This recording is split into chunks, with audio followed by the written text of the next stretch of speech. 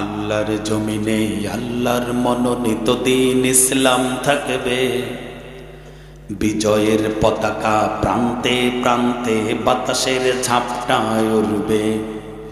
আল্লাহর জমিনে আল্লাহর মনোনীত দিন ইসলাম থাকবে। বিজয়ের পতাকা প্রান্তে প্রান্তে বাতাসের ঝাপটায় উড়বে।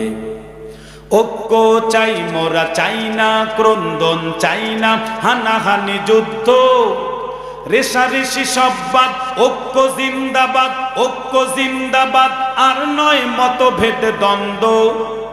দিনের মশাল জেলে চলো হাঁটি এক পথে, এক করি নিজেদের স্বার্থ। স্বার্থ জলাঞ্জলি দিতে যদি না পারি, সব আয়োজন হবে ব্যর্থ। এসো ঐক্যের মিছিলে কোরআনের ছায়াতলে কসম খোদার জয় আসবে। ঐক্যের মিছিলে কোরআনের ছায়াতলে কসম খোদার জয় আসবে। বিজয়ের পতাকা প্রান্তে প্রান্তে বাতাসের ঝাপটায় উড়বে। আল্লাহর জমিনে আল্লাহর মনোনীত দিন ইসলাম থাকবে।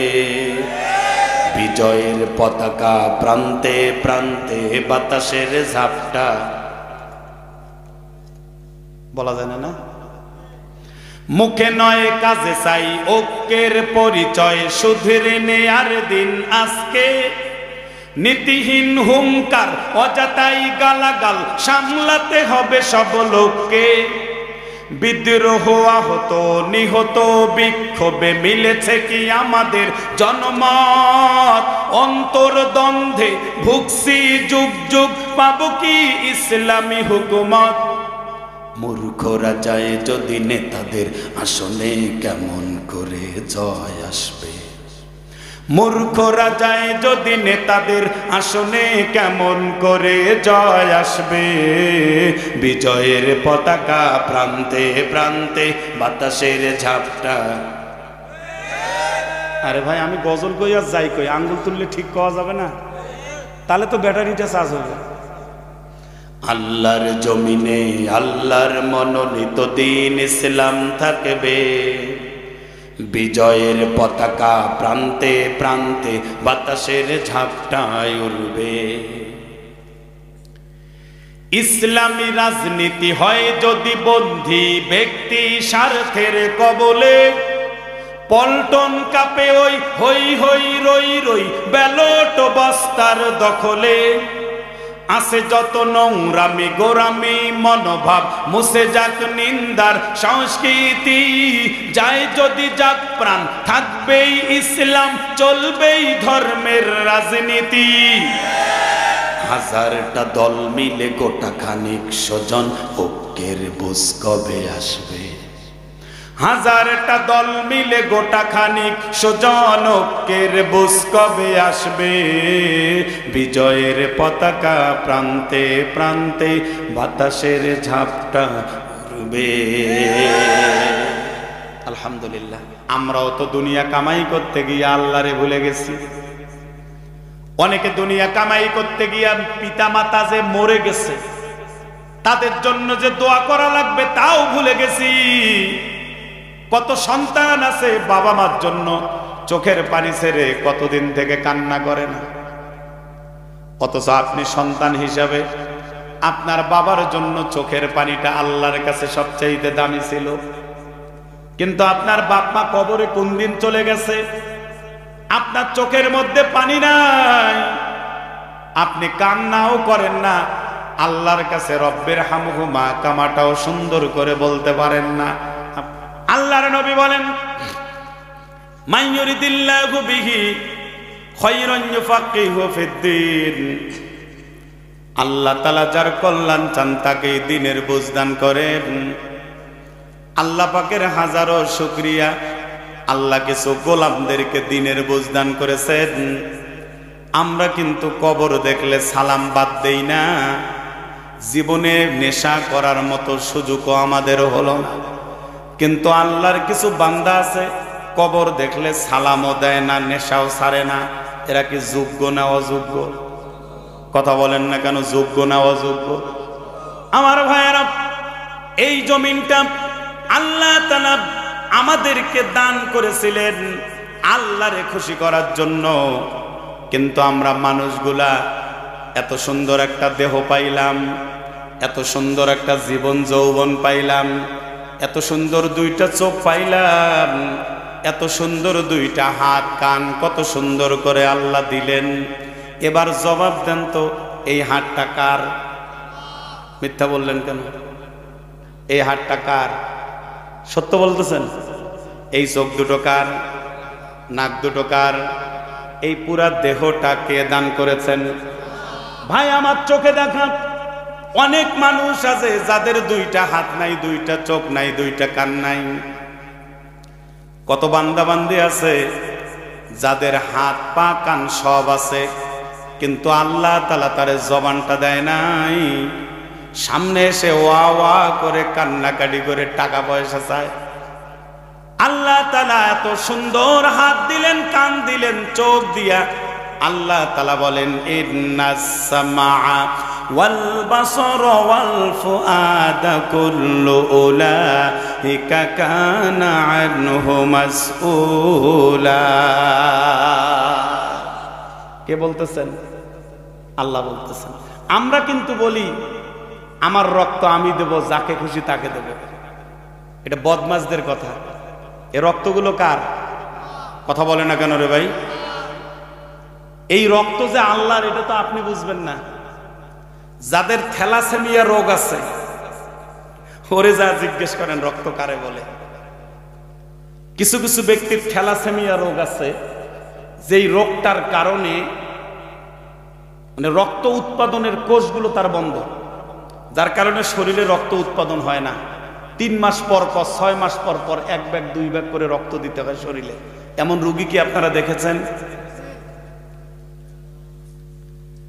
অনেক কোটিপতি একটা সন্তানের রক্ত কিনতে গিয়া ফকির হয়ে গেছে। 1 ব্যাগ রক্তের দাম কত? 1 ফোঁটা রক্তের দাম কত? আমরা তো বলতেছি আমার রক্ত আমি দেব, যাকে খুশি তাকে দেব। না, রক্তটা কার জানো? ওটা আল্লাহর দ্বীন বাস্তবায়ন করার জন্যই দিতে হবে। না হলে তোমার রক্ত কুত্তে খাইলেও কোনো সমস্যা নেই। তো আপনি মনে রাখবেন, এই হাতগুলো আমার না, হাত কার? আল্লাহ কিন্তু বলতেছে ইন্নাস সামাআ ওয়াল বাসারা ওয়াল ফুআদা কুল্লু উলাইকা কানা আনহু মাসউলা। ওই দিন কিয়ামতের দিনে আমি চোখকে জিজ্ঞেস করব, কানকে জিজ্ঞেস করব, কলবকে জিজ্ঞেস করব। আফওয়াহিহিম ওয়া তুকাল্লিমুনা আইদিহিম ওয়া তাশহাদু আরজুলুহুম বিমা কানু ইয়াকসিবুন। ওই দিনও কিছু কিছু বান্দা বান্দি থাকবে যারা আল্লাহরে বলবে আল্লাহ আমি এই গুনাহগুলো করি নাই। আল্লাহ তাআলাকে বলবে রব্বুল আলামিন আপনি যেই ফেরেশতাকে নিয়োগ করেছিলেন ফেরেশতাটা মূর্খ ছিল, আমার বিরুদ্ধে যা পাইছে তাই লেখছে। আল্লাহ তাআলা বলবে তোমার জবানটাকে আমি বন্ধ করে দিলাম। এখন হাতকে বলবে তুমি কথা বলো, কানকে বলবে তুমি কথা বলো, চোখকে বলবে তুমি কথা বলো, দিলকে বলবে তুমি এখন সাক্ষী দাও।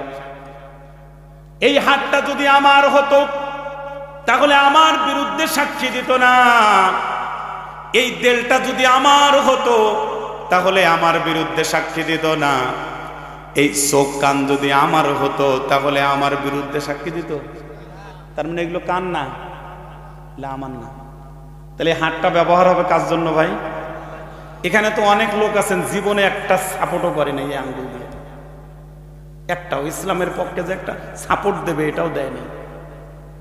এরা যোগ্য না। আবার কয় হুজুররা রাজনীতি করে কেন? আজকে রাজনীতিরা হুজুররা রাজনীতি না করার কারণে বেদবাদের কাট করতে টাকা লাগে, দোস্তমাতার কাট করতে গেলে টাকা লাগে, বয়স্কদের কাট করতে গেলে টাকা লাগে। হুজুররা যদি রাজনীতি করতো এগুলো করতে 1 টাকাও লাগতো না, ঠিক কিনা ভাইরা আমার? হুজুররা রাজনীতি করলে যাদের লাভ এরাই বোঝে না, জানেন? দুঃখ কারে বলবো? হুজুররা রাজনীতি করলে যাদের লাভ তারাই বোঝে না, এরাই ভোটের সময় ভোট বিক্রি করে। জানেন? হুজুররা ইসলামী রাজনীতি করলে যদি হুজুর চেয়ারম্যান হতে পারে, একতরফা ভাবে গরিবদের লাভ হবে, অথচ গরিবরাই বলে হুজুররা এখানে কেন? ওরা ভোটের সময় দুনিয়ার গাঞ্জাখোর নারীখোরের কাছে 500-1000 টাকার বিনিময়ে ভোট বিক্রি করে দেয়। আপনি কি মনে করছেন আমি চেয়ারম্যান হলে আমার লাভ আছে? ওয়াজ করে এনে যে টাকা ওটাও ঢালি দেওয়া লাগবে। আজহার ভাইয়ের কপাল ভালো যে চেয়ারম্যান হয়নি, হইলে ওই যে ওয়াজ করে এনে যেগুলো টাকা ওগুলো দেওয়া লাগবে। এই জন্য হুজুররা রাজনীতি করলে বাংলাদেশটা ভালো থাকবে। ভাই আপনারা ভাবতেছেন আজকে হুজুর এগুলো বলতেছে কেন? এগুলো শুধু এই মাহফিলে না, সারা বাংলাদেশে বলে বেড়াচ্ছি। কারণ বাংলাদেশের বর্তমান যে পরিস্থিতি, এটা ইসলামপন্থীরা ছাড়া, কোরআনওয়ালারা ছাড়া এই বাংলাদেশটাকে কেউ রক্ষা করতে পারবে না। এই জন্য সবাই যদি ভালো থাকতে চান, ওলামায়ে কেরামের হাতে বাংলাদেশটা দিয়ে দেন, বাংলাদেশটা নিরাপদ থাকবে। আমার ভাইয়েরা, অনেক কথাই বললাম, যেহেতু রাত অনেক হয়ে যাচ্ছে, আপনাদের সামনে আর বেশিক্ষণ কথা বলার মতো সুযোগও নাই। আসলে আল্লাহ তাআলা কিন্তু কবর পথের যাত্রী বানায়া দুনিয়াতে পাঠায়া দিছেন। এত সুন্দর করে আমাদেরকে বানাইছেন, এটার কিন্তু ব্যবহার ভালো হওয়া দরকার। এই যে জবানটাকে আল্লাহ দিয়েছেন, এটারও ব্যবহার ভালো হওয়া দরকার। আল্লাহ তাআলা কত সুন্দর দুইটা চক্ষু দিয়েছেন, তারও কিন্তু ব্যবহার ভালো হওয়া দরকার। কারণ এগুলো মাটির নিচে চলে গেলে পচে যাবে, গলে যাবে। কিন্তু হাসরের ময়দানে আল্লাহ তাআলা এই বডিকেই জিজ্ঞেস করবে, এই হাত তুমি কিসের জন্য ব্যবহার হয়েছো আজকে আমার সামনে বলো। এই দেলটাকে আমরা কিভাবে ব্যবহার করেছি? দেল রে আজকে কথা বল। এই দেল সেদিন আমার বিরুদ্ধে যদি চলে যায়, ওই দিন কিন্তু আমার আর বলার কিছুই থাকবে না। কারণ আমার জবান বন্ধ করে দিবে কে? আল্লাহ জবান বন্ধ করে দিয়ে যদি আমাদের অঙ্গ প্রত্যঙ্গগুলোকে জিজ্ঞেস করে, তাদের জবান যদি খুলে যায়, তাহলে আপনি আমি বিপদে পড়ে যাব। এই জন্য আল্লাহর কাছে কায়েম অনুবাদকে প্রার্থনা করি, আল্লাহ এতদিন অঙ্গ প্রত্যঙ্গের যা ব্যবহার করেছি মাফ করে দেন। আপনি আমাদেরকে সহি সালামতে দিনের জন্য কবুল করে নেন। আগামী দিনের সময়গুলো কোনো জালেমকে নয়, আলেমদের পিছনে দেওয়ার তৌফিক দান করেন। আমি আর একটা চ্যালেঞ্জ আপনাদেরকে দিয়ে গেলাম। এবার আমরা আদিতমারি কালীগঞ্জবাসী সবাই এক হব। কি হব? এক হব। হওয়ার পরে যে কোনো একটা দর্শনীয় জায়গা বাছাই করব, করার পর সব লোককে আমরা ডাকবো, এই 2 থানার সব লোককে আমরা ডাকবো। ডাকার পরে মাউথপিসের মধ্যে জনগণ আর এমপি প্রার্থী কথা বলবে। জনগণ প্রশ্ন করবে যে এবার যেই ব্যক্তি কোরআন হাদিস থেকে সুন্দর করে কোরআন হাদিসের তাফসির করতে পারবে, এবার আমরা এমপি তাকেই বানাবো। ভাই এটাতে যাদের মন্তব্য থাকবে ওদের ইমানের সমস্যা আছে, কিন্তু মনে রাখবেন, যেই ব্যক্তি কোরআন হাদিস থেকে সুন্দর বক্তব্য দিবে, এবার আমরা এমপি তাকে বানাবো। কি কোনো সমস্যা আছে? যদি কারো এমপি হওয়ার শখ থাকে, কোরআন তেলাওয়াত শেখো, তাফসির শেখো, মাহফুজ ভাইয়ের দরকার নাই তো। আমরা এবার তাকেই এমপি বানাবো যেই ব্যক্তিটা পার্লামেন্ট মেম্বারও চালাবে, মসজিদের মেম্বারও চালাবে। আমরা সেই ব্যক্তিটাকে এমপি বানাবো যেই ব্যক্তিটা মুনাজাত করে চোখের পানি বের করাইতে পারবে, আপনার আমার কবরে নামতে পারবে। আচ্ছা, আমার দাবিগুলো কি যৌক্তিক না অযৌক্তিক? এবার আমরা তাকে এমপি বানাবো। এইভাবে যদি সারা বাংলাদেশের মানুষ ভালো ভালো মানুষদেরকে চয়েস করে পার্লামেন্টে বসাইতো, বাংলাদেশটা 2 বছরের ভিতরে সোনার দেশে পরিণত হইত। বললেই তো মন খারাপ করেন। এই যে 53 বছর যারা বাংলাদেশটাকে শাসন না শোষণ, আমি জানি কারো কারো কলজে জ্বলতেছে, জ্বলুক একটু। শাসন না শোষণ? হ্যাঁ হ্যাঁ, এই 53 বছর বাংলাদেশটাকে যারা শাসনের নামে শোষণ করছে, এরা বাংলাদেশটাকে বিশ্বের মধ্যে চোরের দেশে পরিণত করেছে। আর হাফেজ তাকরিম, হাফেজ জাকারিয়া হাফেজ নাজমুস সাকিব, কোরআনের পক্ষের লোকেরা যতগুলো দেশের সঙ্গেই প্রতিযোগিতা হোক না কেন, প্রত্যেকটা দেশকে পিছনে ফেলা দিয়া বাংলাদেশের বিজয়টাকে 1 নাম্বার করে ছিনিয়ে এনেছে। এখান থেকেই বোঝা গেল বাংলাদেশটা কোনো নেতার কাছে নিরাপদ নয়, কোরআনওয়ালাদের কাছেই নিরাপদ। আপনারা ঠিক বললেও ঠিক, না বললেও ঠিক। আমার ভাইয়েরা, এই জন্য বলে গেলাম কবরে যেহেতু যাওয়াই লাগবে, হায়াত কিন্তু আমাদের শেষ হয়ে গেছে। এখন কিন্তু কবরে শুধু যাওয়া বাকি। এটা আসলে টিটকারি করার জন্য বলি নাই। কবরের জমিন কেমন জমিন, যারা চলে গেছে তারাই কিন্তু টের পাচ্ছে। ওই দিনটা আমারও জন্য অপেক্ষমান, আপনারও জন্য অপেক্ষমান। জানি না কবে আজরাইল এসে নিয়ে যাবে, এটা কিন্তু জানা নাই। ইমাম গাজালি রহমাতুল্লাহ আলাই সুন্দর করে আমাদের জন্য একটা নসিহত করেছেন। যদি অনুমতি দেন তাহলে আপনাদের সামনে নসিহতটা তুলে ধরি। ইমাম গাজালি রহমাতুল্লাহ আলাই বলেন, বিশাল বড় একটা বাঘ আল্লাহর এক বান্দারে খাওয়ার জন্য পিছন দিক থেকে আক্রমণ করেছে। বাঘের সঙ্গে তো আর মানুষ দৌড়াইতে পারে না। একটা বাঘ যদি 1 লাফে 10 হাত চলে যায়, একটা হরিণ কিন্তু 1 লাফে 13 হাত চলে যায়। এবার বলেন তো, হরিণ বাঘেরে খায় নাকি হরিণ বাঘ হরিণ রে খায়? হিসাব তো মিলল না। বাঘ যায় 10 হাত, হরিণ যায় 13 হাত। তাহলে 10 হাত যাওয়া বাঘে 13 হাত যাওয়া হরিণ রে কেমনে ধরে? খুব খেয়াল করেন, হরিণ যদিও 13 হাত চলে যায়, পিছন দিকে তাকায়া দেখে বাঘ কত দূরে আসছে। ওই যে বারবার পিছন দিকে তাকাইতে গিয়া ওই যে গ্যাপ হয়ে গেল, আস্তে আস্তে গ্যাপগুলো পূরণ হইতে হইতে কিন্তু বাঘ ওই হরিণটারে দংশন করে ফেলে, ধরে ফেলে। কিন্তু বাঘ কোনো দিকে তাকায় না। যাকে ধরার জন্য দৌড় দিছে তাকেই শিকার করার জন্য দৌড়াইতে থাকে। এই জন্য ইমাম গাজালি রহমাতুল্লাহ আলাইহি ওই বাঘের নাম দিয়েছেন আজরাইল।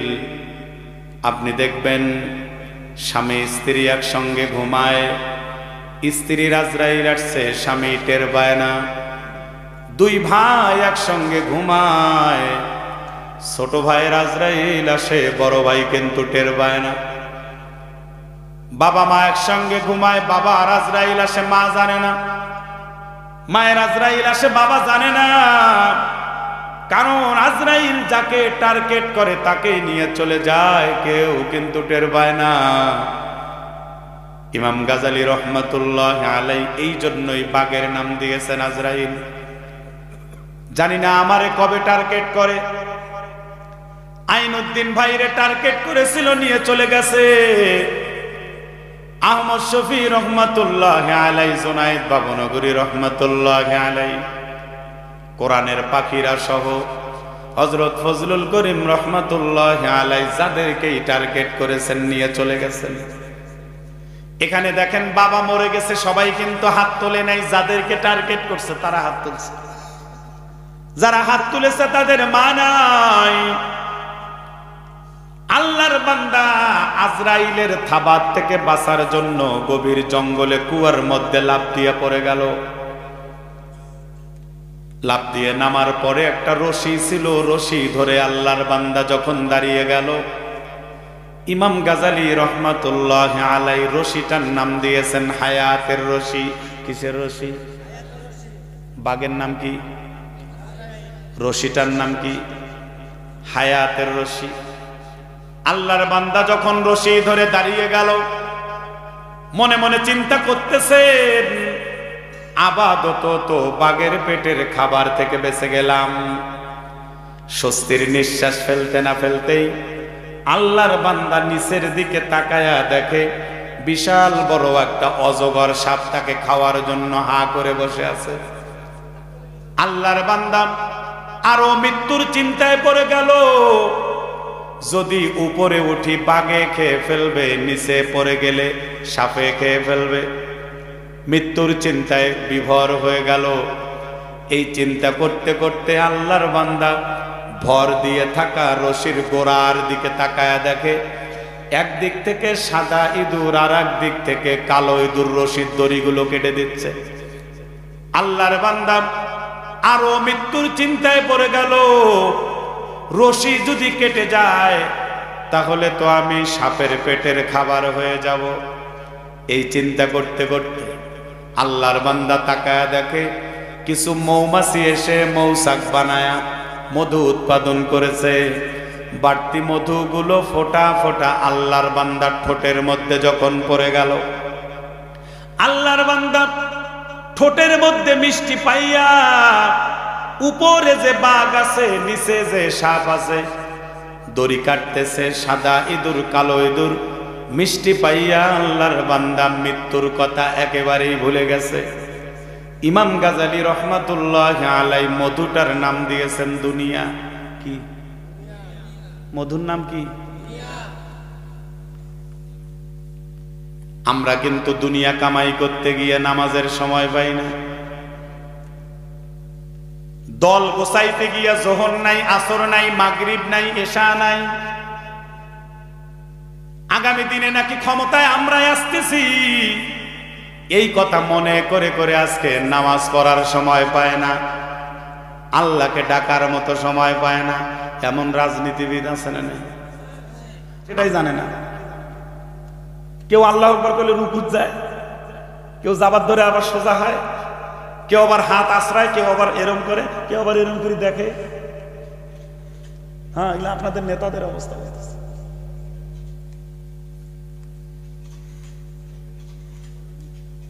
এই যে মনে মনে কয়েছেন কথাগুলো ঠিক, মনে মনে না, আসলেও ঠিক। আপনি দেখান তো আদিতমারিতে যতগুলো চেয়ারম্যান আছে কয়জনের ঘরে হাফেজ আছে?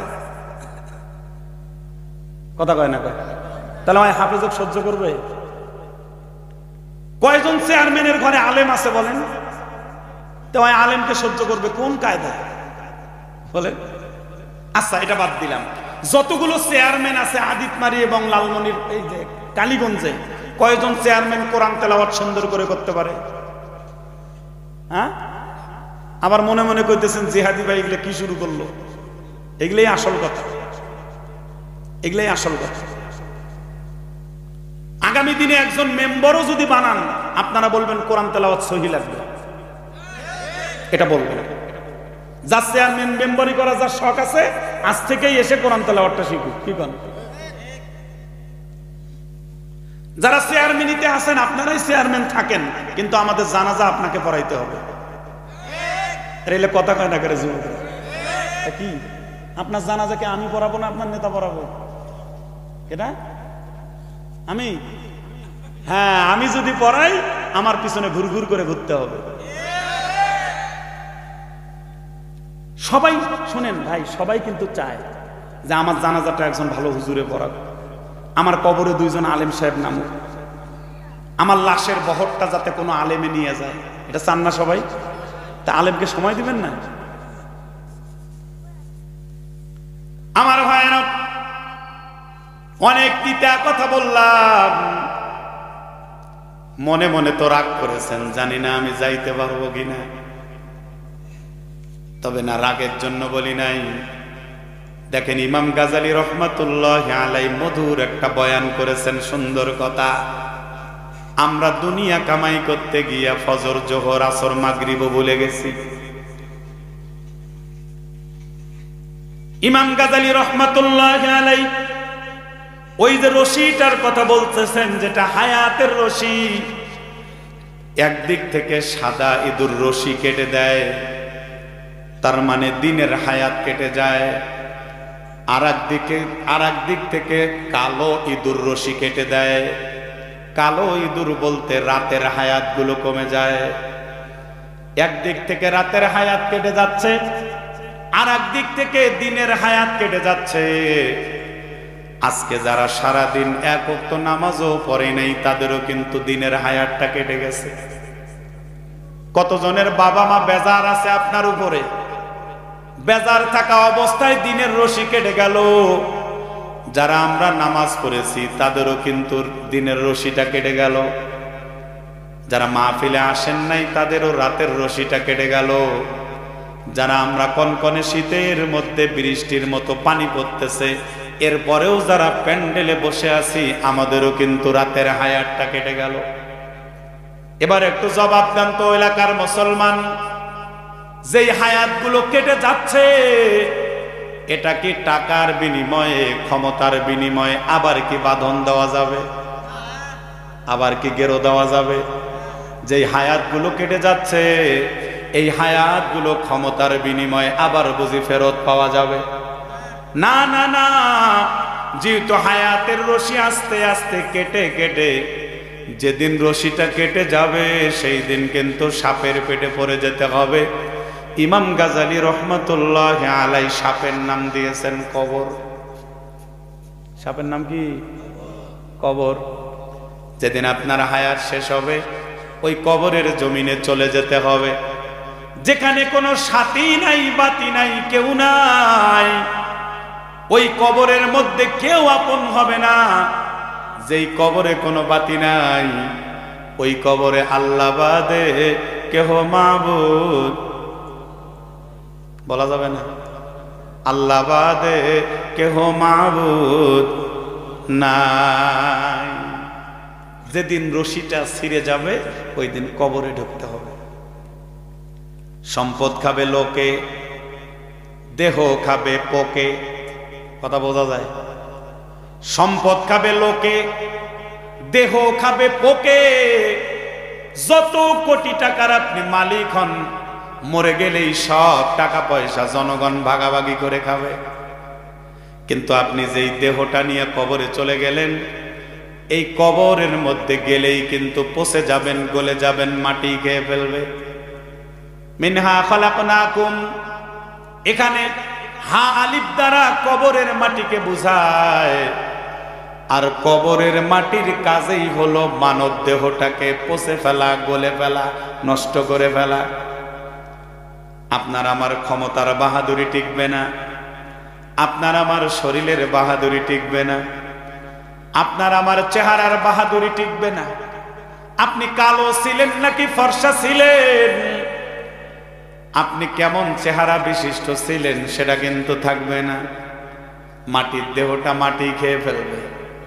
আজকে দেখেন, সম্পদ যদি জনগণ খায়, যে দেহটা যদি মাটি খায়, আসলে সম্পদের প্রতি গুরুত্ব দেওয়া দরকার নাকি কবরের যত্ন হওয়া দরকার?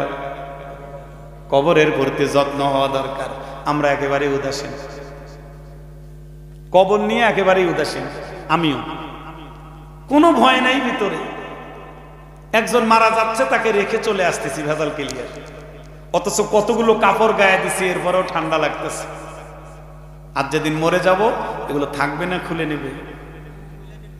অনেক মানুষ দেখবেন মারা যাওয়ার পর হঠাৎ করে শরীরটা ফুলে যায়।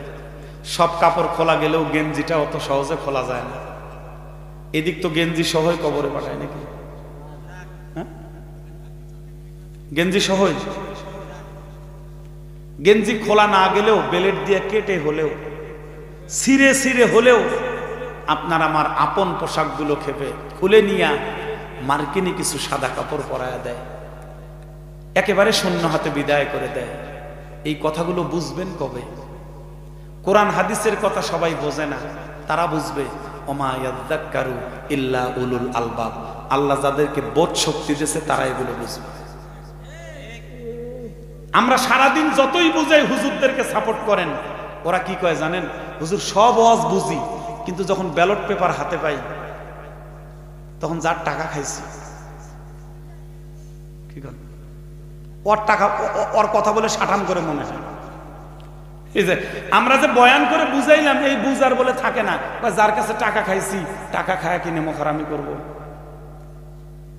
এমনি টাকা খায়া ভুল করছি, না দিয়ে আবার ভুল করব।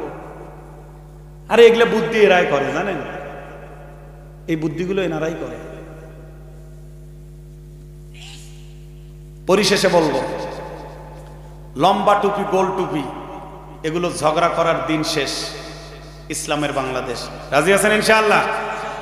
অনেকে দেখতেছি গোল টুপির বিরোধিতা করে, সেদিন দেখলাম একটা ছাগল স্টেজের মধ্যে বলতেছে, এই টুপিটা সের, টুপিটা সের। চিন্তা করছেন? মনে করেন আমি এখানে 20 জন আছি, পাঁচকল্লিওয়ালা, 30 হাত দূরে লম্বা টুপিওয়ালা 30 জন। কয়জন হলো চাচা?